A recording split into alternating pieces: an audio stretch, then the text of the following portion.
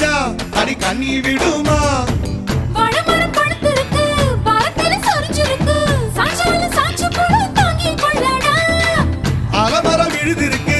அடிக்காலம் பொழுது இருக்கு அதைய காத்திருக்கு உன்னை தொடத்தா படி படி படி படி படி படி வாடி வாடி பிஞ்சு கரட்டு பாக்கி தர வாங்கி தரே லண்டன்ல கெட்டு ஐயைய, போடா